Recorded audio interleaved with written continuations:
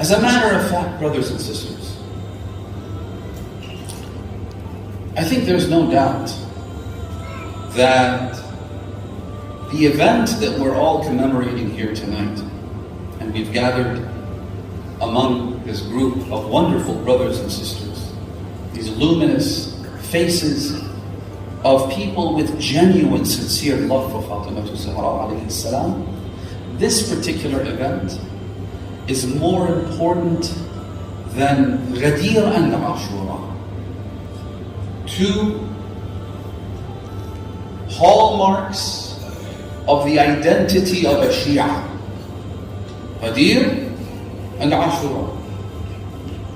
Yet if I were asked to select an event that defines the identity of a Shia, it wouldn't be Ghadeer and it wouldn't be Ashura, it would be Fatimiyah. Why? Because Ghadeer and Ashura are not exclusive to us. How many non-Muslims have praised Amir al-Mu'mineen and have specifically spoken about the grandeur of Ghadeer? Off the top of my head, I can name you a dozen. In particular, Christians who have lived in the Middle East, in particular, societies that are open to one another. Countries like Lebanon, Iraq, Iran. So many Christian thinkers, authors, poets, writers, philosophers have praised Ghadeer. They've spoken about Ghadeer. Sulaiman Kattani has written an entire book about Ghadeer. Joseph al-Hashim, Antoine Bara, Sufis of all colors and stripes, Rumi, they have spoken about Ali ibn Abi Talib. They have praised Amir al-Mu'mineen. As for Ashura, the same is true.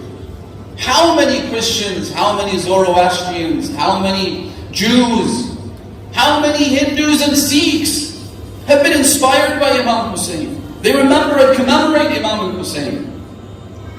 But when it comes to Fatimiyah, there's a sense of how it defines our identity. It sets us apart. Fatimiyah cannot be appropriated, as I was saying to a friend earlier today. This with Fatimiyah. How do you appropriate Fatimiyah? How do you twist the narrative? How do you fix this colossal failure on the part of their khulafa? How do you vindicate them? How do you explain Fatimah Zahra, the mistress of the women of the world, being dragged into court and being questioned on her integrity and having her status put under question? How do you explain that? How do you explain her right being usurped? How do you explain away her condemnation of the Khilafah system in their court of law and in the presence of all of the Muslims? How do you explain the fact that this sermon, the Fadakiyah sermon, is narrated by their own earliest sources, even before ours? How do you fix that? You can't hijack it. You can't twist it. And so the best strategy is to completely avoid it. Not talk about it. Because it's just too embarrassing.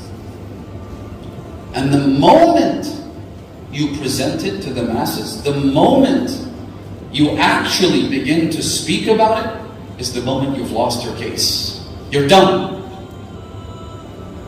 Because if there is even a trace of love to the Holy Prophet ﷺ and the fruit of his eye, Fatimah, even a trace of love, genuine, sincere love, you can't help but condemn the enemies of Fatimah, condemn the usurpers of her right.